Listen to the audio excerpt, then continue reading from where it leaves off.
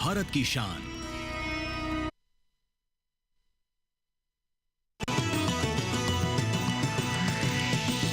DD किसान, बदलते भारत की शान।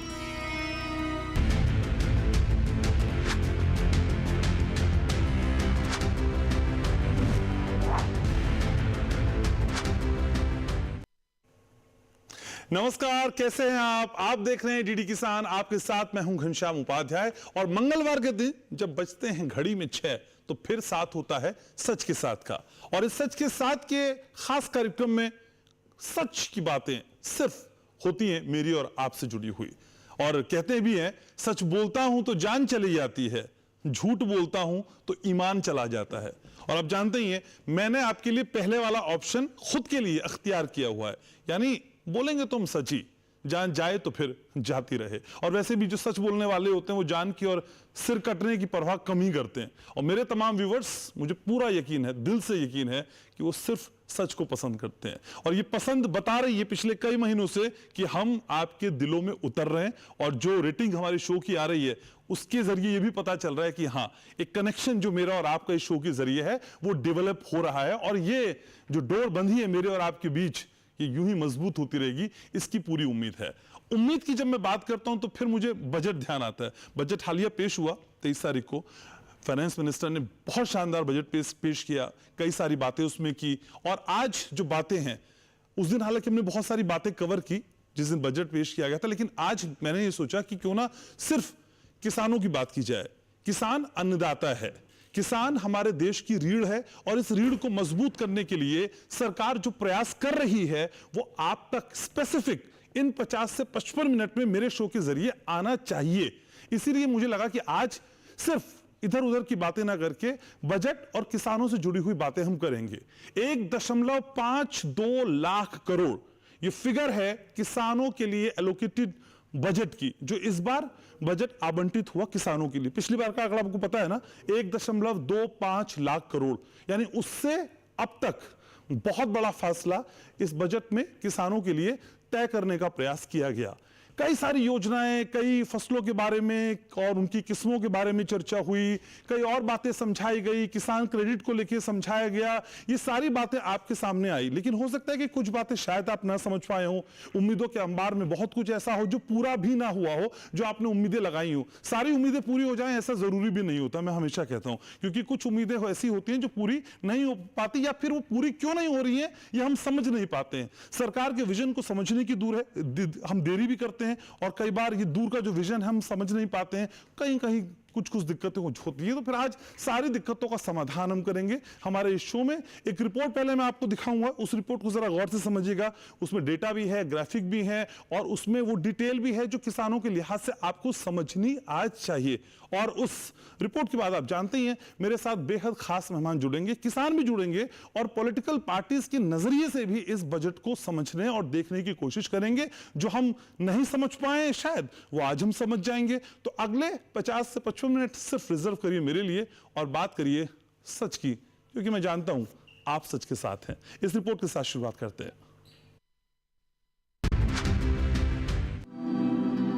वित्त मंत्री निर्मला सीतारमण ने मोदी सरकार 3.0 का पहला आम बजट पेश किया। उन्होंने देश के अन्नदाताओं के लिए कई बड़ी घोषणाएं की, जिस पर पूरा देश पहले से ही नजर लगाए बैठा था। वित्त मंत्री ने कहा कि कृषि सेक्टर का विकास सरकार की पहली प्राथमिकता है। सरकार ने एग्रीकल्चर और उससे जुड़े सेक्टर्स के लिए 1.52 लाख करोड़ रुपए दिए। पिछले साल ये बजट 1.25 लाख करोड़ का था। इस बार किसानों के लिए 21.6% यानी 27,000 करोड़ रुपए बढ़ा दिए गए। अब आपको यहां ये जरूर जानना चाहिए कि इस बार के बजट में किसानों के लिए खास क्या रहा, कौन सी घोषणाएं थी जो किसानों के लिए की गई। बजट में कृषि और उससे जुड़े सेक्टर्स के लिए 1.52 लाख करोड़ रुपए का प्रावधान किया गया। किसानों और उनकी जमीनों को डिजिटल पब्लिक इंफ्रा का फायदा मिलने की बात कही गई। 6 करोड़ किसानों की जानकारी लैंड रजिस्ट्री पर लाई जाएगी। 5 राज्यों में नए किसान क्रेडिट कार्ड जारी किए जाएंगे। सरकार का फोकस नेचुरल फार्मिंग बढ़ाने पर है।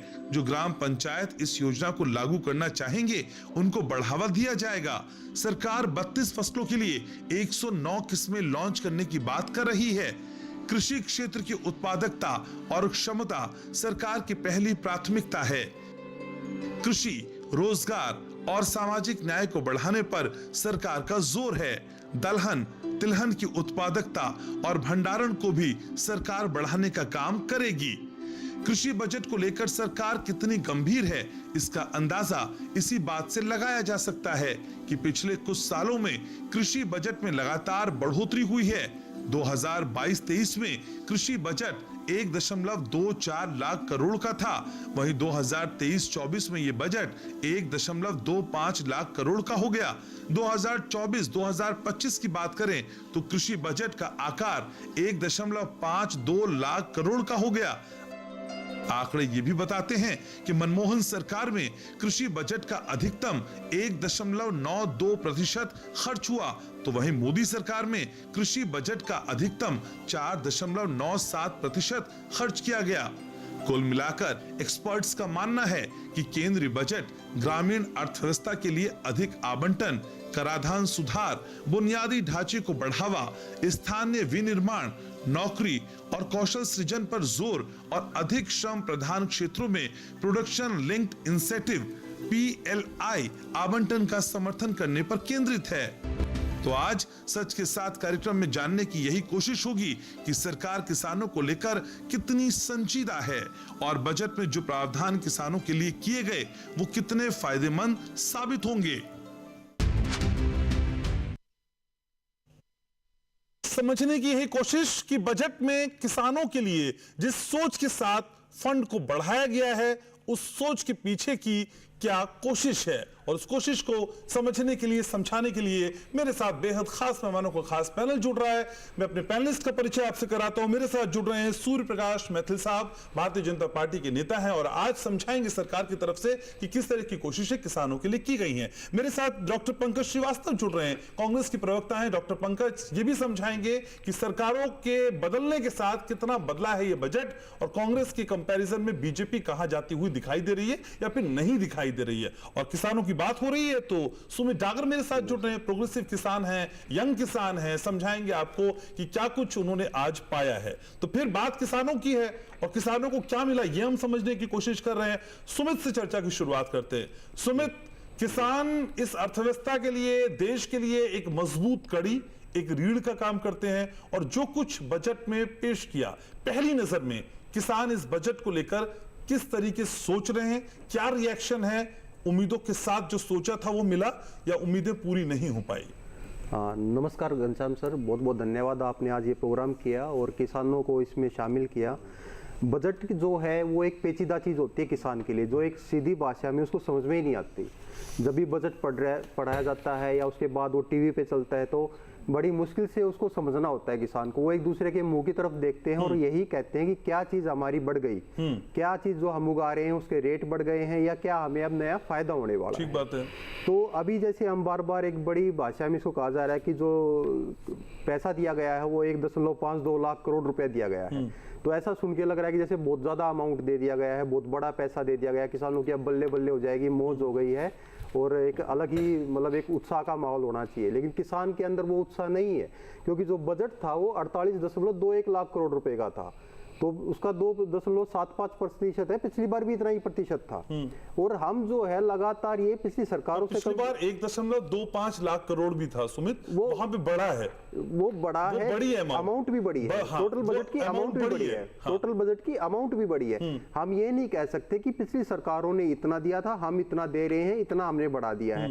ये अगर सीधे से एग्जाम्पल से समझा जाए तो एक छोटी एक कक्षा है, कक्षा में 5 घंटे का अध्यापक पढ़ाता था, जो पिछला अध्यापक था वो 1 घंटे पढ़ा के चला जाता था, अगला अध्यापक आया उसने 2 घंटे पढ़ाना शुरू कर दिया, तो वो ये नहीं कह सकता कि मैं 1 घंटा पढ़ा रहा था, मैं 2 घंटे पढ़ा रहा हूँ, पढ़ाना तो 5 घंटे है। तीसरी मुख्य वो बजट में आती है कृषि, मेन उस पे अहम पे रखा जाता है, तो उसका बजट और बड़ा होना चाहिए था। आपकी बार जब चुनाव हुआ तो उसमें बेरोजगारी जो था एक अहम मुद्दा था। अच्छा, बिल्कुल एक अहम मुद्दा जो था बेरोजगारी था जब लोकसभा का चुनाव हुआ था, और किसान भी उसमें एक मुद्दा था। तो ये बेरोजगारी और किसान का मुद्दा जो है कृषि से ही संबंधित है। अगर हम कृषि का बजट जब बढ़ा देंगे तो बेरोजगारी का मुद्दा वैसे ही कम हो जाएगा।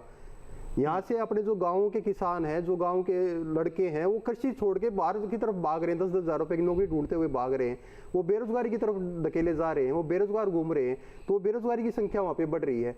एमएसपी का कहीं जिक्र नहीं किया गया, जिसका एक मेन मुद्दा है। हमें ना एमएसपी के नाम पर एक घोटके रख दिया गया है एक छोटी सी जगह में कि ये 4-5 चीजें हैं, इनकी ये एमएसपी है, यहाँ पे आप बैठे रहो, इन्हीं को उगा लो, इन्हीं को दे लो। मतलब हर स्थिति को हमें समझना होगा। लागत का 50% मार्जिन देने की बात सरकार कर चुकी है ना, लेकिन मिलता तो नहीं है ना।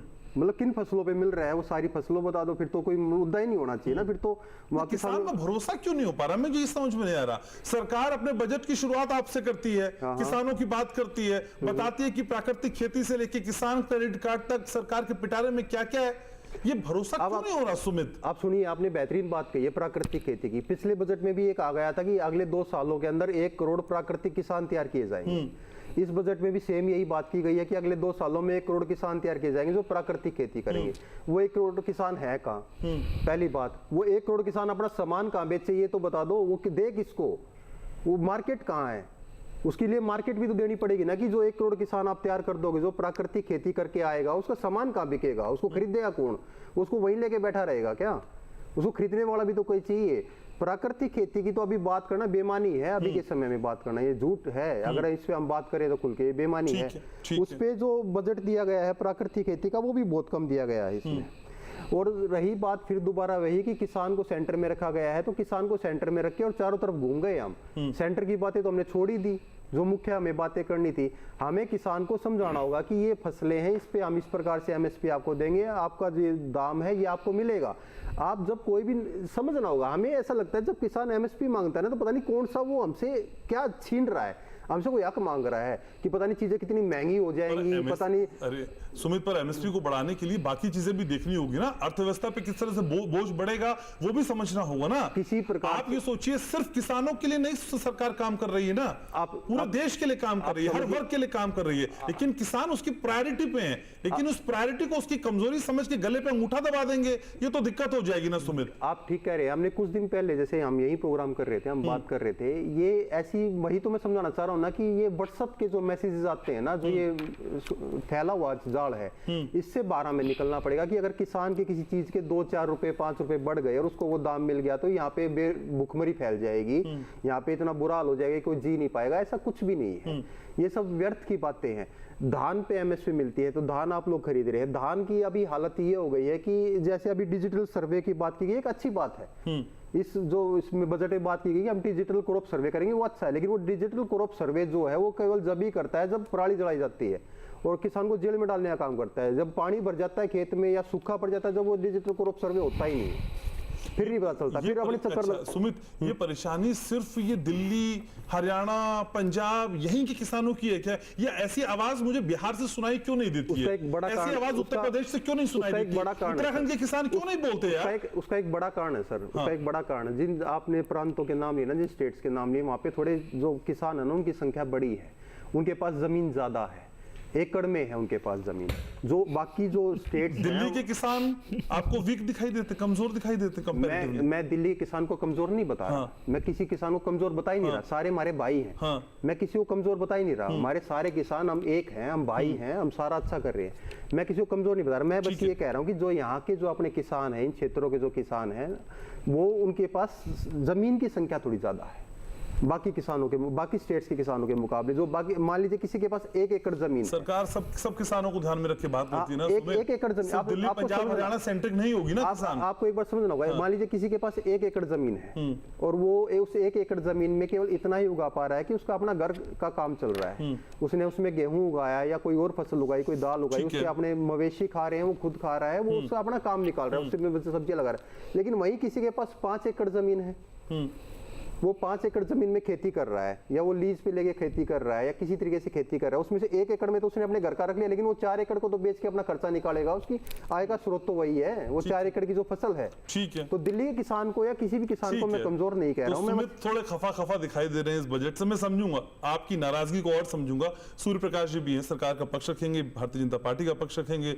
सूर्य प्रकाश जी, एमएसपी को लेकर लीगल गारंटी की कोई बात नहीं हुई, C2 प्लस 50% का कोई जिक्र नहीं हुआ, बहुत उम्मीद थी, चुनाव में तो कई बार बातें भी कही गई, वायदा भी किया गया, ये वादे पूरे क्यों नहीं करते और किसानों को भरोसा क्यों नहीं हो रहा है सर, आप जो कहते हैं? धन्यवाद घनश्याम जी, पहले तो आपको और पूरे देश को भारत माता की जय, वंदे मातरम। और मैं इतना कहना चाहता हूँ सबसे पहले तो कि अभी मुझसे पूर्व में किसान युवा बता रहे थे कुछ चीज़ें, तो उनका अंतिम जो वक्तव्य था ना कि हरियाणा और पंजाब के किसानों के पास जमीन कम है और दूसरे नहीं, मैंने ज्यादा बताया सुन था। लीजिए, नहीं, आप उल्टा बोल रहे हैं सर। तो मैं अभी तो आपने ये कहा ना कि दूसरे स्टेट्स के किसानों के पास में जमीन ज्यादा है और इस किसानों के पास कम होती है, यही था ना? अच्छा बता दीजिए, बताइए क्या कह रहे थे आप? गुस्सा मत होइए। नहीं, मैं गुस्सा नहीं हो रहा, बहुत शांति से पूछ रहा हूँ। आराम से, आप जल्दी गुस्सा हो जाते हैं। ना, मैंने ये कहा था कि जो हरियाणा पंजाब की शुरुआत है सुमित, वही तो जल्दी 5-10 मिनट हुआ, अभी देखिए सूर्य प्रकाश मैथिल का जरूरत। अरे नहीं, प्यार से बात करेंगे ना, गुस्सा तो बोलिए। नहीं, अपने लास्ट के वक्तव्य को आप क्लियर कीजिए, तो जवाब आपने गलत सुन लिया सर, थोड़ा ध्यान से सुनिए। जी बताइए। मैंने ये कहा था हरियाणा और पंजाब के जो किसान उनके पास थोड़ी जमीन ज्यादा है, बाकी स्टेट्स के जो किसान है, जैसे उत्तराखंड कहा सर ने, बिहार का, उनके पास कंपैरिजन में जमीन कम है। मैंने ये कहा था। पर शायद उसको बोलते वक्त आपके शब्द इधर उधर हो गए। पहले आपने वही कहा जो सूर्य प्रकाश कह रहे थे। अब सुनिए, त्रुटि हो सकती है। घनश्याम भाई सुनिए, अभी इन्होंने पराली के ऊपर बोला कि किसानों को जब जेल में डालना होता है तभी डिजिटल सर्वे होता है। तो पहली चीज़, वो तो स्टेट का विषय है, आप अगर देखेंगे तो पंजाब में तो कार्रवाई नहीं हुई है, दिल्ली घुट रही थी। दूसरी चीज, आपने जो कहा ना कि दूसरे, जो भी आपने कहा मैं आपको ठीक कर देता हूं। सबसे पहली चीज तो कि इस देश में सबसे ज्यादा एमएसपी पे खरीद ना तो बंगाल में होती, न बिहार में होती, न झारखंड में होती, न उड़ीसा में होती, न छत्तीसगढ़ में होती और ना ही दिल्ली में होती। वो केवल होती है पंजाब में और हरियाणा के अंदर कुछ हिस्से में। ये मैं पहले आपको क्लियर कर दूं, चाहे तो आप डेटा उठा के देख लीजिएगा, फूड कॉर्पोरेशन ऑफ इंडिया का, सुन लीजिए पूरी बात। दूसरी चीज, सबसे ज्यादा सड़ाया भी जाता है अनाज को पंजाब में ही, और उस सड़े हुए अनाज को लिकर माफिया को भी भेजा जाता है, वो भी पंजाब में ही। ये भी आप क्लियर कर लीजिएगा। दूसरी चीज मैं पूछना चाहता हूं घनश्याम भाई, क्या पंजाब का ही किसान है, हरियाणा का ही किसान है, छत्तीसगढ़ का किसान नहीं है, बिहार का किसान नहीं है? अरे मैं ये कहना चाहता हूं कि आप जो नाराजगी व्यक्त कर रहे हैं, आपको तो धन्यवाद देना चाहिए कि केंद्र की सरकार जो है वो लगातार किसानों के विषय पर बहुत संजीदा है। आप देखें, जिस समय 2000, मुझे याद है 2004 से 14 तक के बीच में घनश्याम भाई, मैं भी किसान परिवार से ही आता हूं, मेरे भी परिवार में खेती होती है, तो यूरिया के लिए किस प्रकार से जो मैं कहूँ किसान लाइन लगा के खड़े हो जाते थे यूरिया केंद्रों पे, और किस प्रकार की कालाबाजारी होती थी, ये हम सब जानते हैं। जब भाजपा की सरकार आई 2014 में, उसके बाद नीम कोटेड यूरिया सबसे पहले किसने शुरू किया? नरेंद्र मोदी सरकार ने शुरू किया। दूसरी चीज, नैनो यूरिया किसने शुरू किया? नरेंद्र मोदी सरकार ने शुरू किया। और महत्वपूर्ण बात, डीएपी के बैग पर जिस प्रकार से 50% सब्सिडी किसानों को दी जा रही है, वो किसने दी? वो नरेंद्र मोदी सरकार ने दी। आप पूर्व में अगर उठा के देखेंगे यूपीए 1 और यूपीए 2 में, तो उस समय में जो कीमतें और आज की कीमतों को आप तय करेंगे इतने कालखंड के बाद भी, तब भी सरकार ने उनको कंट्रोल किया। ठीक है, एक और चीज, नहीं सर हो गया, अब नहीं, इतना समय आपने उनको दिया, मुझे तो कुछ बोलने ही नहीं देंगे आप। पूछ रहा हूं सर, आप ही से पूछ रहा हूं, मंच नहीं ना कि भाषण देते जाएंगे। अभी मेरी बात सुनिए सूर्य प्रकाश मैथिल, अगर ऐसा ही है तो फिर सर ये पंजाब और हरियाणा के बॉर्डर पे कौन से किसान बैठे हुए हैं? ऐसा ही है तो सुप्रीम कोर्ट को इंटरवीन करके क्यों कहना पड़ता है कि ट्रस्ट डेफिसिट है? ऐसा ही है तो मामले साल में 2-2, 3-3 बार सुप्रीम कोर्ट तो कैसे पहुंच जाते हैं? ये कौन से किसान है जो आपकी सारी बातें नहीं समझ पा रहे? किसान है कि नहीं है? और किसान नहीं है तो फिर क्या पॉलिटिक्स हो रही है? और पॉलिटिक्स भी हो रही है तो फिर आपकी एग्जिस्टेंस कहां है? देखिए, आपने बहुत अच्छा प्रश्न पूछा है घनश्याम भाई, और ये जो है वो सही मंच है इस बात को प्रसारित करने का। मैं आपसे इसके उलट इतना पूछता हूं, केवल पंजाब के किसान ही एजिटेशन क्यों कर रहे हैं? क्यों नहीं बंगाल की सीमा के ऊपर? क्यों नहीं बिहार की सीमा के ऊपर? क्यों नहीं छत्तीसगढ़ की सीमा के ऊपर? क्यों नहीं झारखंड की सीमा के ऊपर? बिहार की सीमा के ऊपर किसान जो है इस प्रकार से डर डाल के बैठे हुए? क्यों नहीं वहां पर किसान इस प्रकार नाराज है? क्यों नहीं उत्तर प्रदेश के अंदर किसान इस प्रकार नाराज है? केवल वहां क्यों है? कारण एक है क्योंकि लिकर माफिया पे जिस प्रकार का सर्जिकल स्ट्राइक केंद्र की सरकार ने किया है कि आज की डेट में अनाज सड़ता नहीं है, अनाज गरीबों में वितरित होता है। एफसीआई के गोदाम्स के अंदर जिस प्रकार से पहले खुले में रखकर अनाज को सड़ा दिया जाता था और एक बहुत बड़ी लॉबी थी जो कि लिकर माफिया के फेवर में इस प्रकार से अनाज का मिसयूज करती थी, उसको बंद किया गया। पहली चीज। दूसरी चीज, केवल और केवल एमएसपी पे खरीद पंजाब में ही क्यों होगी सबसे ज्यादा? क्यों नहीं बिहार में होगी? क्यों नहीं छत्तीसगढ़ में होगी, बंगाल में होगी, और उसके अलावा बिहार में होगी, झारखंड में होगी? मैं ये पूछना चाहता हूं, अगर उसमें भी नाराजगी है तो मैं तो ये मानता हूं पूरे देश का किसान एक है।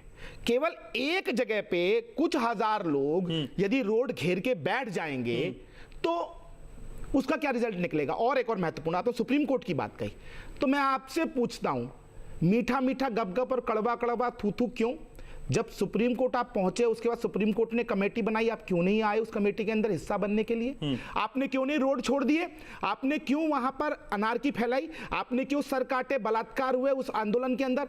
क्यों वहां पर मारकाट हुई? मैं ये पूछना चाहता हूं। देखिए ये बहुत गूढ़ विषय है। छोटा सा सवाल, फिर मैं आगे बढ़ रहा हूं। जी। 18 जुलाई 2022 को एमएसपी पे आपने कमेटी बनाई सर। 2 साल में उस कमेटी ने क्या किया मुझे बताइए सर। वो पब्लिक डोमेन में जानकारी क्यों नहीं आई सर अब तक की? और उसमें बड़े बड़े लोग थे सर, उसमें बड़े बड़े लोग शामिल थे। 2 साल से ज्यादा का समय बीत गया सर, उसी एमएसपी पे बनी कमेटी को कोई रिवर्ट नहीं है सर, कोई जानकारी नहीं है, मुझे तो नहीं है। आज आपके पास है तो बताइए।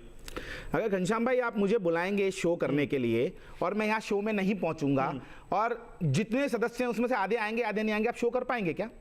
उसी प्रकार से 3 बार मीटिंग हुई, तीनों बार इन्होंने उस मीटिंग को ज्वाइन नहीं किया। पहले आपको मैं ऑन द रिकॉर्ड बता रहा हूं। और दूसरी चीज, किसने ज्वाइन नहीं किया? सुन लीजिए, किसने ज्वाइन? जिन लोगों को सदस्य बनाया गया, किसान जो भी आंदोलन कर रहे थे उनके अंदर। और एक और महत्वपूर्ण बात, आप एमएसपी की बात कर रहे हैं। एक मिनट, मैं आपको एमएसपी के ऊपर बोल रहा हूं। आपको पता है कि एमएसपी कमेटी में वो लोग शामिल थे कि नहीं थे सर? इसे क्यों उनको बुलाया नहीं गया क्या? फैक्ट दुरुस्त कैसी बात है? नहीं ना, उनको बुलाया नहीं गया क्या? उनको बुलाया नहीं गया क्या? नहीं, मैं आपको बोला उनको बुलाया नहीं गया क्या? दूसरी है भाई सर, फैक्ट दुरुस्त करते हुए चले सर। आप कंफ्यूजन में, आप कंफ्यूजन में, मैं कंफ्यूजन में नहीं हूं। कमेटी अलग है।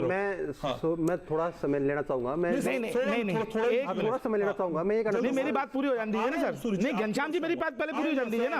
आप कंफ्यूजन में सर, फैक्ट दुरुस्त करना है ना। ना सारे फैक्ट दुरुस्त करते हुए चलना है। अरे साहब, मैं फैक्ट ही दुरुस्त कर रहा हूँ ना, मैं आपको बता तो रहा हूँ, आप सुन तो लीजिए। अच्छा आप बताइए कौन कौन नाम थे, चला बताइए आप। नहीं आप बताइए ना, बताइए, देखिए अभी पता चलेगा ना सर। सरकार की कमेटी की बात हो रही है, आप जो कह रहे हैं वो पहले सरकार में वहां, अच्छा सरकार अपनी कमेटी में किसान आंदोलनकारियों को नहीं बुलाया था क्या? उनसे सदस्य नहीं बिठाए गए थे क्या? आप मुझे बताइए कैसी बातें आप कर रहे हैं?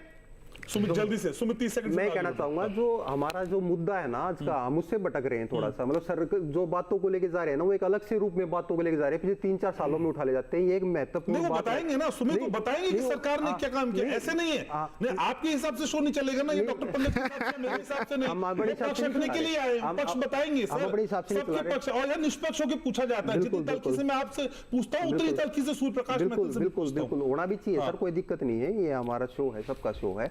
मैं ये कहना चाहूंगा कि जो हमें ना, मतलब एक उन बातों पे ना चले जाए कि जो व्हाट्सएप पे हमने पढ़ी है। मतलब ये अनारकी हो गई, ये हो गया, वो हो गया, ऐसा कर दिया, वैसा कर दिया। मतलब ये व्हाट्सएप पे नहीं है, ये जमीन पे हुआ था। नहीं सुनिए एक बार, ये व्हाट्सएप पे नहीं है मेरे भाई डांगर साहब, ये जमीन पे हुआ था। आप मुझे बताइए ना, कहाँ नहीं हुई अनारकी? अगर मैंने आंदोलन की बात की, उस अनारकी हुई थी कि नहीं हुई थी? आप मुझे बताइए। बलात्कार वहां हुआ था कि नहीं हुआ था? ये बताइए आप मुझे। गला काटा था नहीं काटा था? हाथ पैर काटे थे, टांगा था कि नहीं टांगा था? आप मुझे बताइए। ठीक है, जल्दी से 10 सेकंड। मतलब आंदोलन करना कभी कुछ गलत नहीं होता। हम लोकतंत्र में रहते हैं, लोकतंत्र में आंदोलन जरूरी होता है। जब भी अरे साहब, आंदोलन शांति प्रिय होता है। लोकतंत्र में जो अधिकार दिया जाता है वो शांति प्रिय आंदोलन के लिए दिया जाता है, और साथ ही साथ आप किसी भी दूसरे नागरिक को परेशान नहीं करेंगे। आप जिस पार्टी से बैठे हो, जो भी है, आप जब इतना जोश में बोल रहे हो, आपने भी आंदोलन किए होंगे पार्टी के अंदर ना। पार्टी के मैंने किसी का सर नहीं काटा, गला नहीं काटा, कहीं नहीं काटा, और हाथ पैर नहीं काटे गए। सर नहीं काटेगा, ये तो बेकार की बात है। ठीक है, आप बात सुनते ही नहीं हो। सुमित मेरे पास और मेहमान, मेरी बात भी खत्म नहीं हुई थी पूरी, आपने बीच में टोक दिया मुझे ना, आपने मुझे भी टोक दिया। बोलिए जल्दी से बोलिए। एक और महत्वपूर्ण बात, यहाँ मेरे डांगर साहब ने ये चीज तो नहीं कही कि स्वामीनाथन आयोग की जो कमेटी बनी थी, जो आयोग बना था, उसकी रिकमेंडेशन मोदी सरकार ने लागू की, 80% से ज्यादा लागू हो चुकी हैं, इसका धन्यवाद नहीं किया। किसान के रूप में बैठे हैं, मैं देखूंगा कि ये नेता लगा ले साथ में तो अच्छा है। एक और महत्वपूर्ण बात, 2004 से 14 और 24 के बीच के एमएसपी के रेट में आपको बताया था, ताकि अगर उसको आप काटना चाहे तो मुझे आंकड़ों के संग काटिएगा। चावल 1345 रुपए था 2014 के अंदर एमएसपी, और आज है 2203 रुपए। ज्वार 1500 रुपए थी, आज है 3180 रुपए। बाजरा 1250 था, आज है 2500 रुपए, और साथ ही रागी थी 1500 रुपए, और आज है वो 3846 रुपए। हो गया सर। और नहीं सच बता रहा हूं मैं तो, इन्होंने बताया ही नहीं ना इस चीज को। आपकी बात चली गई सर। मेरे पास डॉक्टर पंकज भी ने, कांग्रेस को भी पूछ रहे हैं। डॉक्टर पंकज, असल में राहुल गांधी से कुछ किसान जाके मिलते हैं संसद में, और राहुल गांधी एश्योर्ड करते हैं कि भाई C2 प्लस 50% डुएबल है, हम दे देंगे। कैसे होगा सर ये? बिल्कुल। और पहले क्यों नहीं हुआ? हाँ बिल्कुल, आप सही कह रहे हैं। अभी पहली बात तो ये बजट है, और बजट पे फेफड़े की ताकत पे नहीं, आंकड़े की ताकत पर बहस होनी चाहिए। मुझे एक अदम गोडवी साहब का एक शेर याद आ रहा है, तुम्हारी फाइलों में गांव का मौसम गुलाबी है, तुम्हारी फाइलों में गांव का मौसम गुलाबी है, मगर ये आंकड़े झूठे हैं, ये दावे किताबी हैं। मैं इसलिए ये बात कह रहा हूं कि एमएसपी की लीगल गारंटी ये कोई नई बात नहीं है। एक जमाने में एमएसपी ही नहीं थी। सन 67 में जब कृषि क्रांति की बात हुई, हरित क्रांति की बात हुई, तो इंदिरा जी ने एमएसपी की बात ली।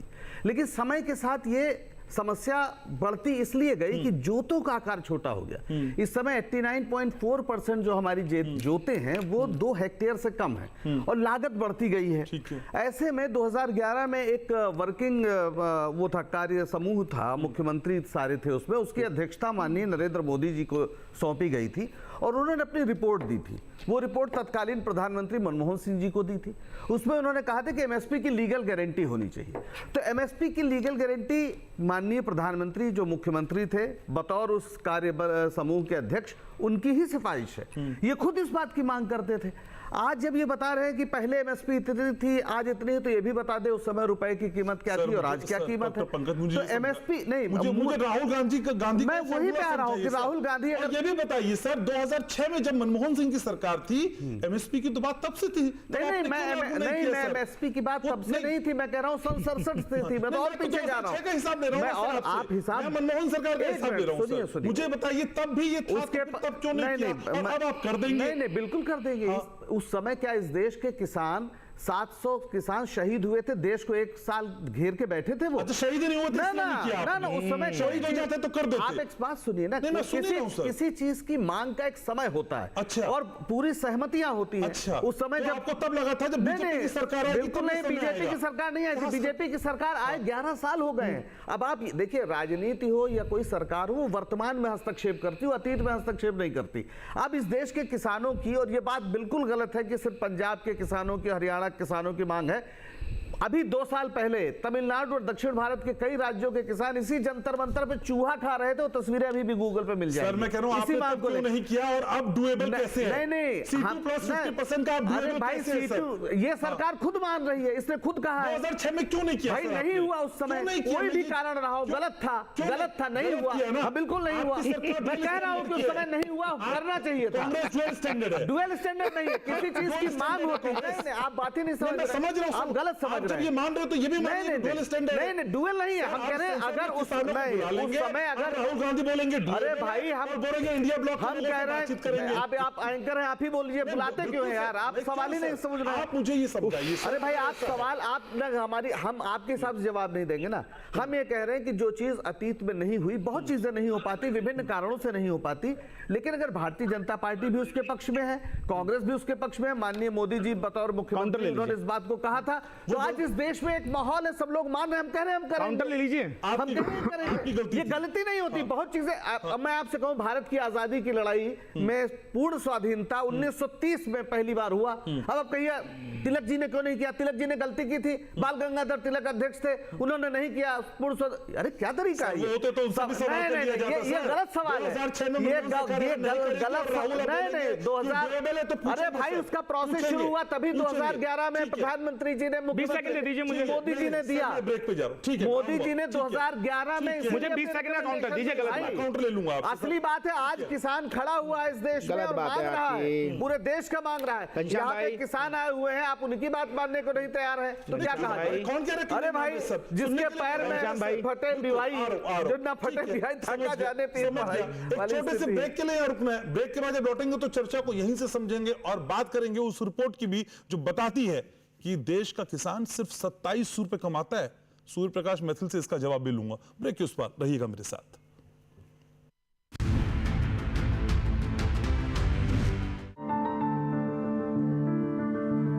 फसल में कीट लगा हो या कोई बीमारी, पशु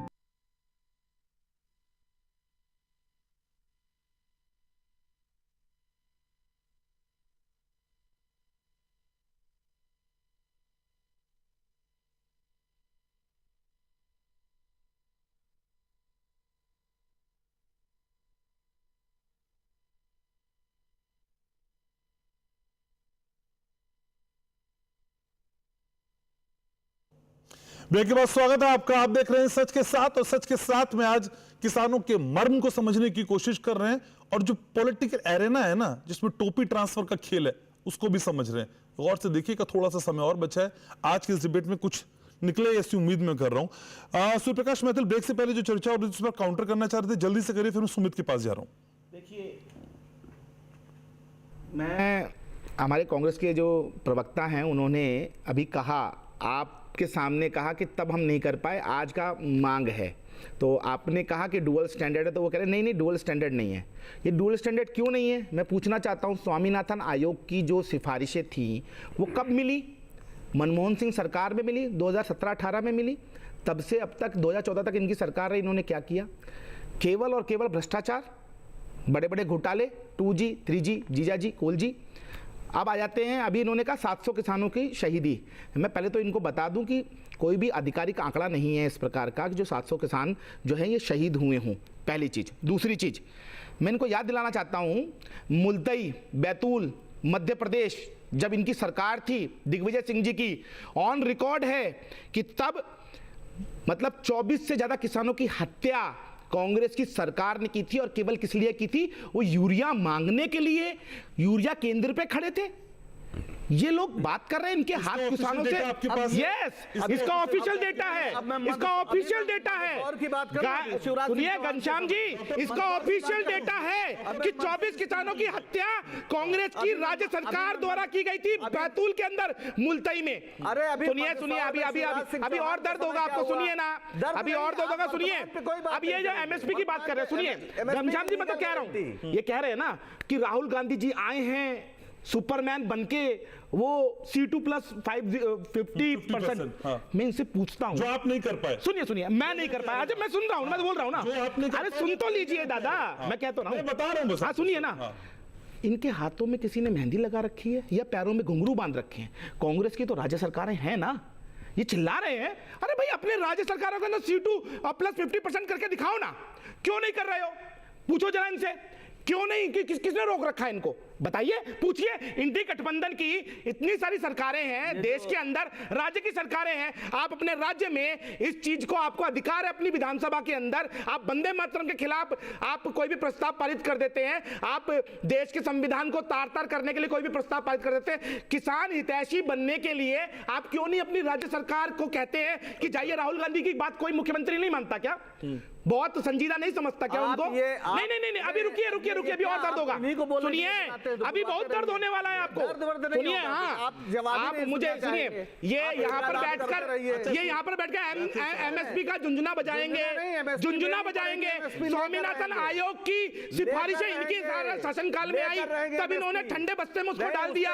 इनकी राज्य सरकारों के पास में अधिकार है MSP लागू करने का। एक और महत्वपूर्ण बात सुनिए घनश्याम जी, केरल के अंदर कोई भी MSP नहीं है। केरल के अंदर सुनिएगा, आप केरल का डेटा उठा देख लीजिए, वहां पर इंडी गठबंधन की सरकार है।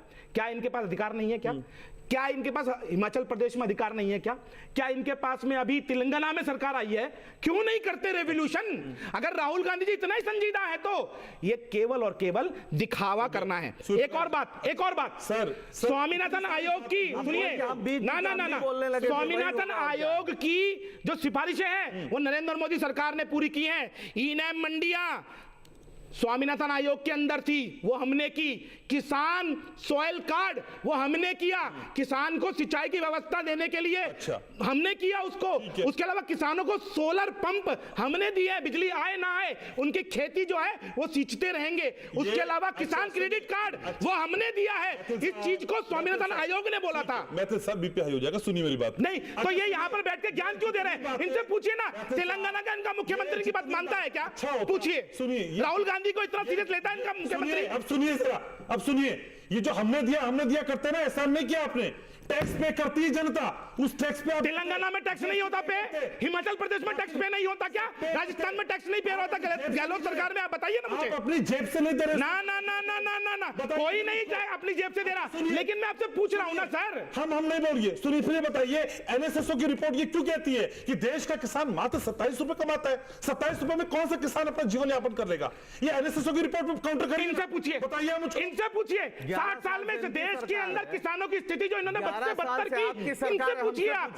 10 साल के अंदर किसानों को सॉइल कार्ड दिया, क्रेडिट कार्ड दिया, आयुष्मान योजना दी, किसान सम्मान निधि दी, 2.5 लाख 3 लाख करोड़ से ज्यादा के हमने सम्मान निधि जो है किसानों के खाते में पहुंचवाई है। 18 किस्तें दी है। इनसे पूछिए ना, किसान जब इनसे यूरिया मांगता है तो गोलियां मारते हैं उनको, और आज ये बैठ के किसानों की हितैषी बन गए। ठीक है सर, अब किसानों को भी बोलने दीजिए। सुमित, 1.52 लाख करोड़, जो आपको शायद उतना नहीं जचा, लेकिन 1.52 लाख करोड़ आपको पता है सुमित, कई अफ्रीकन देशों के बजट से ज्यादा है। आपको कृषि बजट में उतना एलोकेट कर रही है सरकार, आपको फिर भी लग रहा है कि कम है। हमें एक कदम तो बढ़ाने दीजिए, सरकार पे भरोसा तो करिए, हाथ तो बढ़ाइए सहयोग का। सर, सरकार तैयार है आपके साथ। हमें सर सरकार पे क्या, हमें हर इसी इंसान पे पूरा भरोसा है, और भरोसे के सिवाय हमारे पास कुछ है भी नहीं कि हम कुछ और कर सके। ना तो हम चिल्ला सकते हैं, ना हम कुछ और कर सकते हैं। भरोसे के सिवाय हमारे पास कुछ है ही नहीं। क्यों चलो हम रोड तो ब्लॉक क्यों है आपने? कुछ नहीं है, वो भी करते हैं, वो भी हक है, वो भी हक है सर, वो कोई छीन नहीं सकता, वो एक हक है। हक है तो ये मत बोलिए हम कुछ नहीं कर सकते, इतना वो विक्टिम कार्ड मत खेलिए। मैं आपकी बात समझ रहा हूँ, हाँ, विक्टिम कार्ड की बात नहीं है, विक्टिम कार्ड मत खेलिए सुमित, मैं बाकी बात समझ रहा हूँ आपकी। इतने मासूम, इतना भोला कोई नहीं है, लेकिन किसानों की बात जानी चाहिए, इसके मैं पक्ष में हूँ। लेकिन अपने को बेचारा दिखा के मत करिए सर, बहुत मजबूत है मेरे देश का किसान, बहुत मजबूत है। बताइए। बेचारा नहीं हुआ, इसमें बेचारा कहीं नहीं जा रहा। वही मैं कह रहा हूँ, वो अलग कार्ड मत खेलिए। बताइए अपनी बात। बिल्कुल अलग कार्ड नहीं खेल रहे। मैंने जो शुरुआत की मैंने यही की है कि हमारे पास कुछ ऐसा है नहीं अभी करने को ना। हमने ये कहा हम बेचारे नहीं है, हम सरकार मना भी सकते हैं, हम सरकार गिरा भी सकते हैं। बोलिए, चलिए अपनी बात। मैं अपनी बात बोलना चाहता हूँ कि जो आपने कहा कि 1.52 लाख करोड़ रुपए है, वो कई अफ्रीकन देशों के बजट के बराबर है। ठीक है, होगा कई अफ्रीकन देशों के बजट के बराबर, लेकिन हम भारत की बात कर रहे हैं जो कि एक लगातार विकसित होने की कगार पे चल रहा है, कि वो तरक्की की तरफ चल रहे हैं। चलिए माना कम से कम आपने, मतलब देखिए लगातार तरक्की की तरफ चल रहा है। जब किसान जब हमें अभी सुन रहा होगा तो वो एक भ्रमित हो गया होगा इस बहस में ना, कि एक तरफ से एक इंसान कुछ चिल्ला रहे कि पिछले 60 सालों में नहीं हुआ, एक वो कह रहे कि हम उस समय नहीं कर पाए। अरे आज कर दो भाई, अब कोई भी आज कर दो। अब क्या फिर 10 साल वेट करें कि कोई और आएगा वो करेगा? आज दे दो, अभी दे दो। मतलब वो अभी किसान उठे अपने घर से तो खुश होके तो उठे कि आज मिल गया। अपने बच्चों को कहे कि मैं कुछ अच्छा कर रहा हूँ, अपने बच्चों को कब ये बोलेगा कि बेटा तू किसान बन जा? अच्छा, सिर्फ मौजूदा सरकार जिम्मेदार है सुमित? मुझे ईमानदारी वाला जवाब चाहिए सुमित। सिर्फ मौजूदा सरकार जिम्मेदार है। 2006 में मनमोहन सरकार के टाइम पे जब C2 + 50% का फॉर्मूला आया, तो क्यों नहीं लिया? बात सुनिए सर, बात सुननी पड़ेगी हमें। जो पहले हो गया वो हो गया। अच्छा, जो पहले हो गया वो हो गया। नहीं, जो पिछली गलती हो गई वो हो गई। आप तो सुधारेंगे ना, आप तो सुधारेंगे सर। वो माफ कर दिया आपने। मतलब और क्या, मतलब उनको सजा नहीं मिली क्या? उनकी सरकार नहीं हटी क्या? उनको सजा मिली ना, उनको सजा मिली कि वो विपक्ष में आगे बैठे, है ना? जिसको सजा नहीं मिल रही और जिसकी सरकार है, इसका मतलब उसने गलती नहीं की। फिर नहीं है तो सरकार चल रही है, समझ नहीं रहे, चल रही है। मुझे पैरामीटर समझाइए ना। जिसकी गलती थी उसकी सरकार हट गई, मतलब जिसकी सरकार चल रही है उसकी कोई गलती नहीं है, इसका मतलब गलती है। गलती ये है सरकार चल रही है सर, तीसरा टर्म है सर। बात ये 3.0। हाँ चलो, अच्छी बात है, बहुत अच्छी बात है। मतलब मैं ये नहीं कह रहा, लेकिन हमें हमारी मांग थी, मतलब हमें हमारा हक दे दो। मैं ये कहना चाह रहा हूँ, आप समझ नहीं रहे कि एक जो 1.2 लाख रुपए करोड़ का बजट है, इसको हमें और बढ़ाना चाहिए था और किसान की लागत को हमें समझना चाहिए था। अच्छा। कि एक बाप भी अपने बेटे को ये कहे कि तू इंजीनियर डॉक्टर ही क्यों, तू किसान भी बन जा, तू किसान बनेगा तुझे फायदा होगा, तू भी आप अच्छा अपना जीवन जी पाएगा, अपने बच्चों को पाल सकेगा। क्यों किसान मतलब हमेशा ही एक अलग सी श्रेणी में क्यों रखा जाता है? मतलब वो बेचारा नहीं है, वो आप जो कह रहे थे ना बेचारा मत नहीं है, किसान बेचारा मरना ही नहीं चाहता, उसको जबरदस्ती बेचारा बनाया हुआ है कि तू बेचारा है, तू समझ तू बेचारा है, तेरी हालत गरीबी में ही रहेगी तू। बस ये अब जैसे एमएसपी की बात कर रहे हैं, वो 3-4 फसलों पे छोड़ के उसको एक मतलब सेंटर केंद्रित कर दिया। प्राकृतिक खेती की बात करते हैं, मान लो चावल पे एमएसपी देते हैं, एक्सपर्ट्स कहते हैं 20 लाख करोड़ का अतिरिक्त बोझ पड़ेगा उस पे। वो मैकेनिज्म सॉल्व करने के लिए समय लेगी कि सरकार नहीं लेगी? कब सोल्व हो जाएगा ये पूछ के बता दो। 13 साल हो गए। मतलब कब सोल्व हो जाएगा? अगले 20 साल में हो जाएगा, 10 साल में हो जाएगा, 5 साल में हो जाएगा, कब सोल्व हो जाएगा वो? तब तक नहीं होगा तो रोड ब्लॉक करेंगे। रोड ब्लॉक की बात नहीं है। नहीं, मैं ये समझना चाह रहा हूँ, जैसे मेरे से सवाल आप कर रहे हैं तो उसके बदले में मुझे बताइए, अगर नहीं मिलेगा, ये टाइम फ्रेम नहीं मिलेगा तो तब तक सड़क ब्लॉक होगी, राष्ट्रीय मार्ग बंद कर दिए जाएंगे, नेशनल हाईवे ब्लॉक कर दिए जाएंगे, लोगों को दिक्कतें हों। ये सोल्यूशन है क्या सुमित? आदमी अपनी डिमांड भी नहीं कर सकता क्या? तो वही मैं कह रहा हूँ, ये आप ये करेंगे तब तक फिर नहीं, इंसान डिमांड तो करेगा ना कि मुझे ये चाहिए कि किसान को केवल एमएसपी नहीं चाहिए, केवल एक एमएसपी पे मत अटको, उसको बहुत सारी चीजें चाहिए, उसको अच्छे बीज चाहिए, उसको खेती के गुण चाहिए, उसको खेती की ट्रेनिंग चाहिए, उसको बहुत सारी चीजें। अब प्राकृतिक खेती की बात कर रहे हैं, हम करेंगे कैसे? क्या रोड मैप है इस प्राकृतिक खेती का? इसको स्टार्ट कैसे करेंगे? इसको करना कैसे है हमें? अच्छा। इस पे कोई बात ही नहीं करता। ये 450 करोड़ रुपए का बजट पूरे भारत का दे दिया प्राकृतिक खेती के ऊपर, इस पे बात करनी चाहिए ना कि करेंगे कैसे।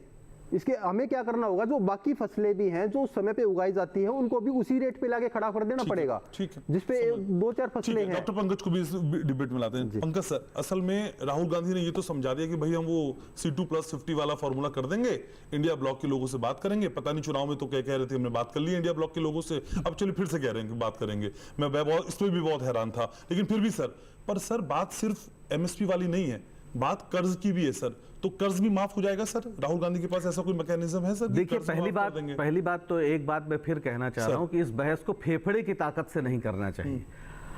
2006 में जो आया रिकमेंडेशन C2+50% का, उस पर कार्य वो बने कार्य समूह, जैसा मैंने बताया, हमारे जो आज प्रधानमंत्री हैं उनकी अध्यक्षता में बना, उन्होंने एक रिकमेंडेशन दिया 2011 के आसपास।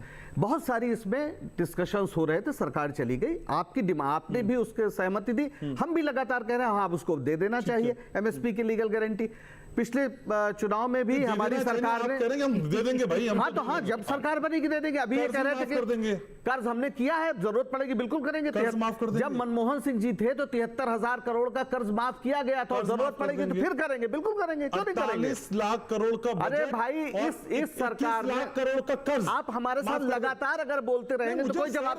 अरे आपको भाषा नहीं समझ में आ रही क्या? मैं कह रहा हूँ करेंगे तो उसमें क्या है? ये भी समझाइए ना कैसे करेंगे। हाँ बता रहा हूँ, ये बताइए। हाँ ये बता रहा हूँ, ये बताइए। एक छोटा सा 48 लाख करोड़ का बजट और 21 लाख करोड़ का कर्ज कैसे करेंगे? अरे भाई जब हमारे हाथ में सरकार आएगी तो हमने 73,000 करोड़ रुपए का कर्ज दिया है, अपनी सरकार कर दिया है हमने। कर दीजिए। अरे भाई मनमोहन सिंह ने अभी कैसे कर सकते हैं? प्रकाश मैथिल को आज समझा दीजिए, यहाँ से आगे बात पहुंचा देंगे। घनश्याम, आप अगर मेरे साथ लगातार बोलते रहे तो मैं बात नहीं कर सकता। ये कोई तरीका? आप सवाल पूछिए, मुझे 2 मिनट तो दीजिए जवाब देने का। ये कोई तरीका है? मैं एक लाइन बोलूं उसी में आप भी घुस जाए। एक तो मैथिल जी नहीं बोलने देते, आप भी नहीं बोलने देते, कांग्रेस को बुला क्यों रहे भाई? मत बुलाइए, कोई हम जबरदस्ती नहीं आए। नहीं, गलत बात है ना। आप एक सवाल पूछिए, उसका हम जवाब नहीं दे पाए। मैं आंकड़ों का ही जवाब दे रहा हूँ, आप शांत रहिए। देखिए, मैं आपसे कहना चाह रहा हूँ, मनमोहन सिंह जी जब प्रधानमंत्री थे यूपीए 2 में, हमने 73,000 करोड़ रुपए का कर्ज माफ किया था। आज की जो भी स्थिति होगी, अभी ये कहा गया कि राज्यों में क्यों नहीं कर देते, अरे भाई जीएसटी के जरिए पूरा इस देश की कर व्यवस्था इसमें केंद्र के हाथ में है, राज्यों के पास धन का बेहद संकट है। हमारी सरकार आएगी, हम उस पूरी व्यवस्था को जानते हैं, हम पहले भी कर चुके हैं और हम फिर कर देंगे। 30 किसान रोज इस देश में आत्महत्या कर रहा है। अभी भाई ने कह दिया कि 700 किसान जो शहीद हुए वो तो हुए ही नहीं।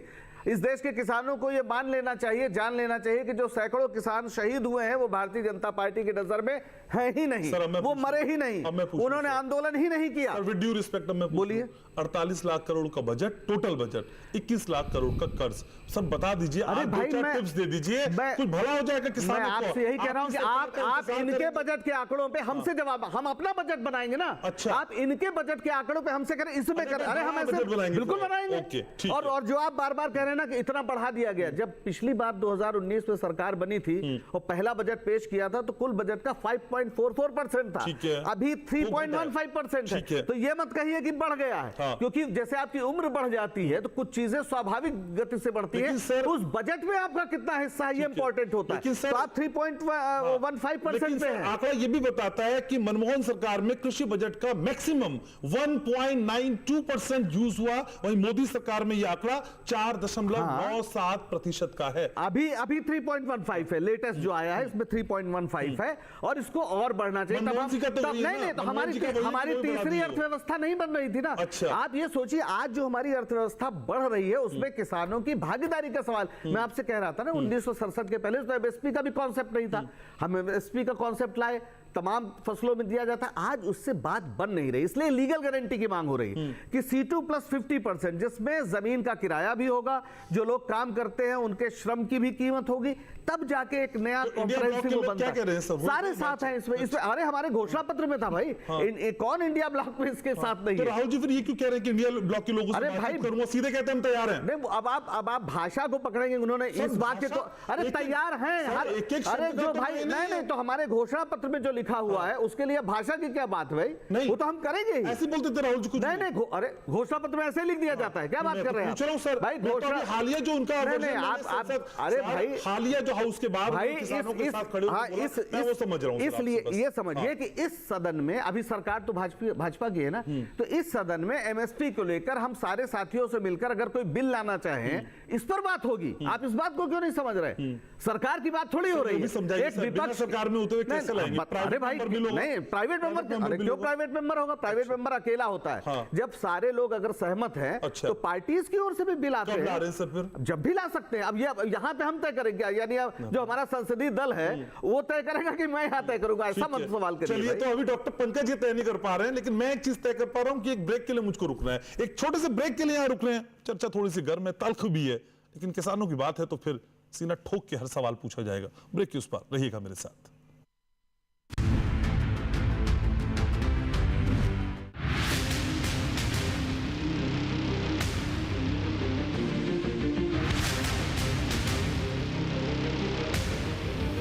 जब तपती है धरती, सूरज उगलता है आग, ठंड में जब सर्दी जमा देती सबके हाल, सब छुप जाते अपने अपने घरों में, तब बाहर निकलता सिर्फ एक इंसान, भरने के लिए हम सबका पेट, खून को पसीने की तरह देता बहा, थक जाता, झुलस जाता, हो जाता बीमार, तब उसकी सेहत का ध्यान रखता सिर्फ डीडी किसान।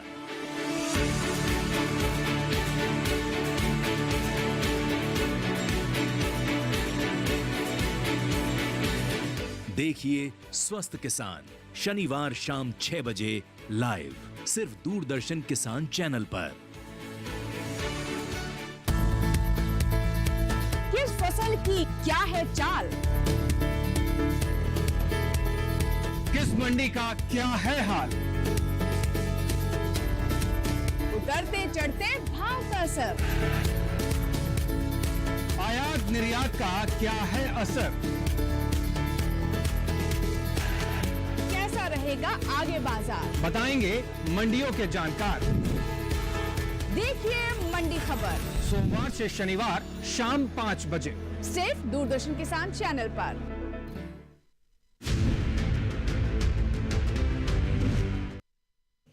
सच के साथ आप देख रहे हैं, और सच के साथ में आज हम बात कर रहे हैं किसानों के लिए जो बजट लाया गया खास तौर पे, और सरकार की जो योजनाएं हैं वो किस तरह से आगे बढ़ती हुई दिखाई दे रही हैं।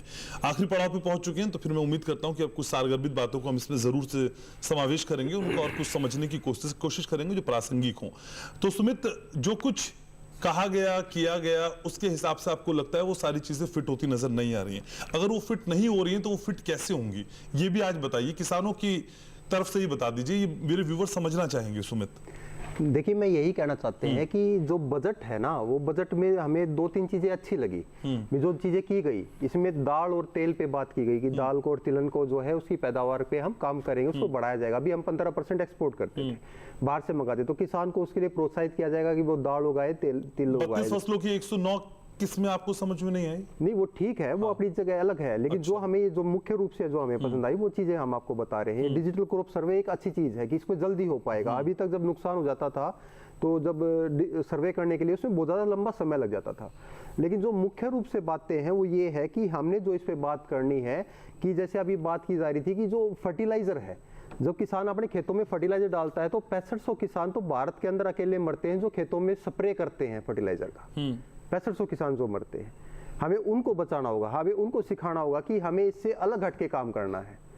अभी जो हमने जैसे अभी बात की जा रही थी कि यूरिया के ऊपर, डीएपी के ऊपर बात की जा रही थी, ठीक है वो एक अलग अपनी जगह रखता है, वो फर्टिलाइजर फार्मिंग में उसका एक अलग रूप है। लेकिन हम जब नेचुरल फार्मिंग की तरफ बढ़ेंगे और हमें भारत को बढ़ना होगा इसकी तरफ, हमें अपने किसान को प्रोत्साहित करना होगा इसकी तरफ बढ़ने के लिए। और जब हम उसको प्रोत्साहित कर उसको अलग से उसकी मार्केट दिलाएंगे ना, जिसमें बात की गई ब्रांडिंग की और सर्टिफिकेशन की बात की गई है, उसको हमें थोड़ा फास्ट रूप से काम करना होगा कि हम आपको ब्रांडिंग करके देंगे। जहां जहां जैसा जैसा आपने कहा, मतलब आपसे मतलब किसानों से मतलब है, वो सारी चीजें सरकार मान रही है। प्रधानमंत्री ने कहा भी, खुद भी कहा कि हम जो दो कृषि कानून थे वो भी वापस ले लिए, एमएसपी गारंटी का भी समर्थन दिया। उन्होंने खुद भी कहा कि हम किसानों को समझाने में कहीं ना कहीं हमसे भूल हो गई है। सारी बातें हर लेवल पे सरकार आपकी मानने को तैयार है और बता रही है कि हम ये जो डेडलॉक की दीवार है इसमें एक खिड़की चाहते हैं। वो खिड़की बंद करने पे आमादा क्यों हैं आप? हम बिल्कुल बोलिए ना सर, वो खिड़की हाथ बढ़ाइए, सरकार तैयार है। हम बिल्कुल बंद करने पे आमादा नहीं है, वो हमारे सबके प्रधानमंत्री हैं, हमारे प्रिय प्रधानमंत्री हैं। ऐसा कोई बात नहीं है कि मतलब उसको खिड़की को बंद करने के लिए आमादा है। कोई भी जब कानून आता है तो उसको पहले समझाना होता है। हो सकता है उस कानून को इतनी अच्छे से समझा ना पाए हो। मतलब जो कानून जब बनाया जाता है तो उसको पहले समझाना पड़ता है सबको कि ये कानून ये है, तो वापस भी ले लिए ना फिर। ले लिए मैं ये बताना चाह रहा हूँ कि इसके ये फायदे हैं, इसके ये नुकसान है। इस तरीके से अगर कानून की बात हम जब करते हैं, हमें अब यहाँ पे बात करनी पड़ेगी, किसान को हमें इस लायक बनाना है कि वो अपना घर खर्च आराम से निकाल सके। वो इतना परेशान ना हो कि वो लोन की तरफ ही भागा रहे, वो कर्ज माफी की तरफ जाना ही ना पड़े उसको। इतना कर्ज की तरफ वो क्यों जाता है? क्या हमने कभी किसी और को सुना है कि वो इतना कर्ज के नीचे दबा हुआ है जितना किसान दबा हुआ है? तो फिर पीएम किसान सम्मान निधि में पैसा नहीं बढ़ा तो फिर परेशान क्यों है? तो सक्षम बनाना है ना किसान को। हमें उसको पैसे की बैसाखी पे नहीं दौड़ाना है, हमें उसको सक्षम बनाना है। लेकिन जब तक सक्षम नहीं हो रहा है तब तक तो वहां पे देना पैसा मिलता रहे। जब तक तो मिलना पड़ेगा ना। जब तक सक्षम नहीं हो रहा है, हम किसी को पेंशन क्यों देते हैं? कि उसकी एक एज हो गई है, उसको पेंशन देनी पड़ेगी, अब वो नहीं कमा पा रहा है। तो जो किसान उस अपने मतलब नहीं भर पा रहा है अपने पेट को, अपना खर्चा नहीं निकाल पा रहा है, घर का खर्चा भी खेती करके नहीं निकाल पा रहा है, तो वो तो हमारे लिए एक शर्म की बात होनी चाहिए। भारत एक कृषि प्रधान देश है, शुरुआत से हम इस चीज को देखते हैं। और इस पे ना ज्यादा पास्ट में बातें नहीं कर सकते, ज्यादा भूतकाल में जाके कि उन्होंने ये नहीं हुआ, जब ये नहीं हुआ, ये नहीं हुआ। हमें आज पे बातें करनी है, वर्तमान पे बातें करनी है कि आज हम क्या कर रहे हैं और हम किस तरीके से इसको और अच्छा कर सकते हैं। ट्रैक रिकॉर्ड मायने नहीं रखते? देखो इतना मायने नहीं रखता, अभी इतना मायने नहीं रखता है। कितना मायने रखता है? कितना ये तो भाई ऐसी तरीके से बातें है कि एक लड़का जो है स्कूल से आया, उसके पिता ने कहा तेरे कितने नंबर आए? कि मेरे 30 नंबर आए। तो वाले पिता को ये भी नहीं कह सकता कि उसका पिता उसको ये भी नहीं कह सकता तेरे कम आए, तेरे तो 25 ही थे, मेरे 30 तो आ गए। ये मतलब ये कोई बात थोड़ी ना हुई। मतलब आज पे हमें बातें करनी पड़ेगी। ट्रैक रिकॉर्ड मायने नहीं रखता है, छोड़ देना। घनश्याम सर मैं फिर यही कह रहा हूँ, पूछ रहा हूँ सुमित, ऐसे तो फिर मैं नाराज नहीं हो रहा, ऐसे तो फिर बजट ही मत लाओ कि भाई वो तो इतना बजट लेकर आए थे, हम तो कुछ करेंगे ही नहीं, बस अब उसी पे बातें करते रहो। मतलब हमेशा हम पास्ट में ही खड़े रहेंगे क्या? हम अभी प्रेजेंट पे कभी बात ही नहीं करेंगे क्या? तो ये बोल दीजिए पास्ट बहुत खराब था, प्रेजेंट पे यकीन है? भाई जैसा भी था, जो भी था, उनको अरे उनको सजा मिल गई ना। कुछ तो बोले पास्ट खराब था, हमें नहीं चाहिए। कैसे नहीं कर पाए भाई? इस देश में लोग भूखे मरते थे, हरित क्रांति हुई, आत्मनिर्भर बने। अगर मेरे ये कहने से आप हमें सब कुछ दे, हमें ये एमएसपी दे देते हो तो मैं कह देता हूँ पास्ट खराब था, दे दो आप लोग, दे दो हमें। पास्ट बहुत बेकार था, अंधकार भरा था, अब तो दे दो। देश में ये तो बड़ी अवसरवादिता है भाई, जो देगा उसका बोलेंगे। अरे भाई किसान को तो इसमें अवसरवाद कहां से आ गया भाई? किसका क्या? हमारे ही तो है नेता, किसके हैं? की लीगल गारंटी जो देगा उसका समर्थन करेंगे। नेता कौन है? ये सड़कों पर कीले गाड़ना, ये लाठियां चलाना, किसान के इस देश के नागरिक नहीं है, दिल्ली नहीं आ सकते। हमारे पास आते हैं, नहीं सुनिए एक लास्ट बात, जो नेता जब हमारे पास आते हैं, जो भी नेता है उसकी जिम्मेदारी बनती है। वो ये नेता इसलिए बनाया कि आप सुबह उठ के अपने काम कीजिए, मैं आपके लिए सोचूंगा, मैं आपके लिए कानून बनाऊंगा, मैं आपके लिए हितों के बारे में सोचूंगा। समझ गया आपकी बात। हितों के बारे में वो ये थोड़ा ना कहेगा कि मेरे से पहले वाले ने तो कुछ नहीं किया, मैं भी नहीं करूंगा। अरे भाई तू को अच्छा कर इसलिए तो तुझे बनाया है, तू तो अच्छा कर। सूर्य प्रकाश मैथिल साहब, आप ही के पास आना चाहूंगा सर, बहुत देर से बोलना चाह रहे हैं। बहुत धन्यवाद सर। मुझे ये बताइए सर, ये इतनी सारी बात करके हमने ये दिया, हमने वो दिया, फलाना दिया, ढिमकाना दिया, उसके बाद भी देखिए सुमित बगल में बैठे हैं, किसानों के दिल में वो विश्वास का अंकुर नहीं फूट रहा है आपके नाम का। नहीं, अभी तो किसान, अभी तो इन्होंने लाख विरोध के बाद भी 3-4 चीजों पे अपनी खुशी जाहिर कर दी, चाहे वो डिजिटल क्रॉप की बात हो, चाहे इन्होंने अभी तिलहन और दलहन की बात तो हो। ब्रेक में आपने कुछ समझा दिया था क्या इनको? नहीं, सुनिए ना, 2 मिनट सुन लीजिए। अब देखिए, ये मेरे जो किसान भाई हैं ना, ये बहुत भोले हैं। भोले क्यों हैं? अब ये किसान पुत्र हैं। पहले सबसे पहले तो मैं पूछना चाहता हूँ ट्रैक रिकॉर्ड की जो उन्होंने बात की, जो हम खेती करते हैं, खेती के अंदर अब जब भी हम खेत को जोतते हैं उससे पहले यदि उसके अंदर फर्टिलाइजर के कारण वो बंजर हो गई हो, तो उसको बंजर जमीन को जब हम उपजाऊ जमीन बनाने की कोशिश करते हैं तो बहुत मेहनत लगती है। पहली चीज, ये किसान पुत्र है, मैं भी किसान पुत्र हूं, तो मैं इनको जानकारी दे दूं, ट्रैक रिकॉर्ड अत्यंत आवश्यक होता है हर चीज का, पहली चीज। दूसरी चीज, अभी मैं तो कुछ स्टेट्स के नाम दे रहा हूं। सर तमिलनाडु, बिल्कुल, आपने देखो सबको बहुत समय दिया, आप मुझे समय नहीं दे रहे। सर मेरा शो तमिलनाडु, तेलंगाना, पश्चिम बंगाल, हिमाचल प्रदेश, केरल, छत्तीसगढ़, झारखंड, कर्नाटक, पंजाब और दिल्ली, इनमें से 1 या 2 स्टेट्स में भी सरकार चेंज हुई है। उसके अलावा ये सब स्टेट आज भी इंडी गठबंधन के पास में है। मैं यहां से कहूंगा, निवेदन करूंगा कांग्रेस के प्रवक्ता से कि जाएं और राहुल गांधी जी को मूल मंत्र देके आए कि डुगडुगी बजाने की जगह पे आप कृपया करके इस जो स्टेट्स है ना, पहले अपना जो फार्मूला है यहाँ पे एग्जीक्यूट कराएं। और एक और महत्वपूर्ण बात, इन्होंने कहा कि पुराने वाले ने क्या दिया क्या नहीं दिया, अब की बात कीजिए। तो 2000 जो आपका मैं कहूं 8 में स्वामीनाथन आयोग की जो रिकमेंडेशन आई, उसको यूपीए सरकार ने ठंडे बस्ते में डाल दिया। 8 में कि 6 में? ठंडे बस्ते में नहीं डाला भाई, मुख्यमंत्री को। सुन लीजिए ना भाई, आप बीच में बोल रहे हैं, आपके बीच में बोला नहीं, मैं परेशान हो रहे हैं। मोदी जी ने कहा परेशान हो रहे हैं, ठंड में नहीं, सुनिए, नहीं डाला। मोदी जी को कहा कि तय करिए क्रेडिट कार्ड, सॉइल टेस्टिंग, अच्छे बीज, लीगल उसके अलावा सुनिए, उसके अलावा ऑर्गेनिक खेती, पंकज को स्क्रीन पे लीजिए। किसानों को सिंचाई व्यवस्था उपलब्ध कराना, सोलर में एक ही मांग है, लीगल गारंटी। इस प्रकार किसानों को लीगल गारंटी, कानूनी गारंटी एमएसपी की, जो एमएसपी की कानूनी गारंटी नहीं देगा उस सरकार को बने रहने का हक नहीं है। बीजेपी की सरकार आई, मोदी जी ने कहा था एमएसपी की लीगल गारंटी, इसके सिवा कुछ नहीं। एमएसपी की लीगल गारंटी दो, एमएसपी की लीगल गारंटी दो, एमएसपी की लीगल गारंटी दो, एमएसपी की लीगल गारंटी दो, एमएसपी की लीगल गारंटी दो, तो अपने स्टेट में कराओ, अपने स्टेट में कराओ, तेलंगाना में कराओ। कह दो कि नहीं देंगे, इसके अलावा कह दो नहीं देंगे, नहीं तो हम तो आएंगे तो दे देंगे। तमिलनाडु में कराओ ना, वहां के हाथों पे क्या एमएसपी की लीगल गारंटी दो वरना गद्दी छोड़ दो, केवल किसान को एमएसपी की लीगल गारंटी दो वरना गद्दी छोड़ दो, एमएसपी की लीगल गारंटी दो, मोदी जी गद्दी छोड़ दो, चोरी, एमएसपी की लीगल गारंटी और भ्रष्टाचार करने की आदत है छोड़ दो, लोगों की, एमएसपी की लीगल गारंटी दो, किसानों के हत्यारे, किसानों को लूट के खाने वाले, किसानों को लगातार आर्थिक रूप से कमजोर बनाने वाले, यहाँ बैठ के ज्ञान दे रहे हैं। मोदी जी गद्दी छोड़ दो, वरना मोदी जी गद्दी छोड़ दो। मुझे शुक्रिया तो कहने दीजिए आप लोगों को, बहुत शुक्रिया आप लोगों ने समय निकाला, चर्चा में आए और स्टूडियो की गर्माहट को आपने बढ़ा दिया। बरसात हो जाए, थोड़ी सी ठंडक हो जाएगी। बहुत शुक्रिया। एमएसपी की लीगल गारंटी दो वरना गद्दी छोड़ दो। चर्चा को आज यही वाइंड अप करने की हम कोशिश कर रहे हैं, लेकिन एक कोशिश ये थी कि हम समझ पाएं कि किसान कहां पे खड़ा है और किस तरह के एफर्ट्स किए जा रहे हैं। मुझे उम्मीद है आपके कमेंट्स के जरिए मुझे पता चल पाएगा कि कौन कितनी बात अच्छे तरीके से रख पाया। आपके कमेंट्स का इंतजार है। अगले अंक में फिर मुलाकात होगी। सच के साथ में बात सिर्फ सच की होती है, जानते हैं आप। देखते रहिए डीडी किसान।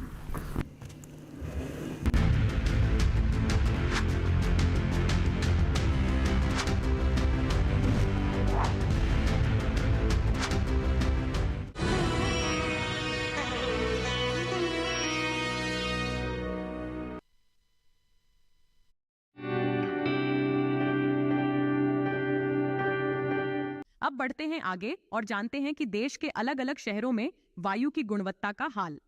सबसे पहले बात देश की राजधानी दिल्ली की, जहां की वायु गुणवत्ता सूचकांक 94 दर्ज की गई, जो कि अच्छी श्रेणी में आती है। वहीं पुणे की बात करें तो यहां की वायु गुणवत्ता बहुत अच्छी रही। यहां वायु गुणवत्ता सूचकांक 34 दर्ज किया गया। मुंबई की बात करें तो यहां की वायु गुणवत्ता भी बहुत अच्छी रही। यहां गुणवत्ता सूचकांक 47 दर्ज हुआ। कोलकाता में वायु गुणवत्ता सूचकांक 161 दर्ज किया गया, जो कि संतोषजनक श्रेणी में है।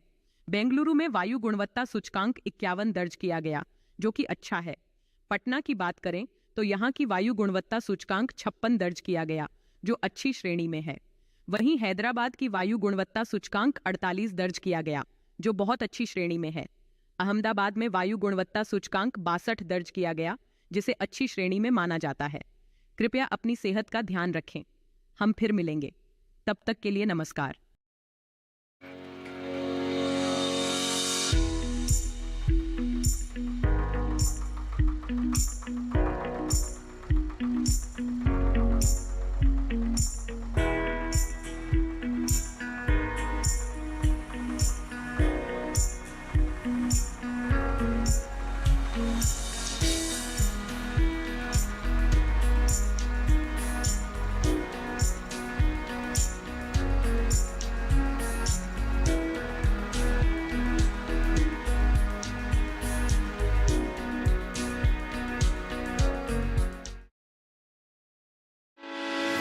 अकेले घर की बागवानी से नहीं बनेगी बात, लेना पड़ेगा हमें अब सबका साथ। छत पर बागवानी की खास सीरीज कम्युनिटी गार्डनिंग के क्या होंगे लाभ, 13 जुलाई से 10 अगस्त शनिवार सुबह 9 बजे दूरदर्शन किसान चैनल पर।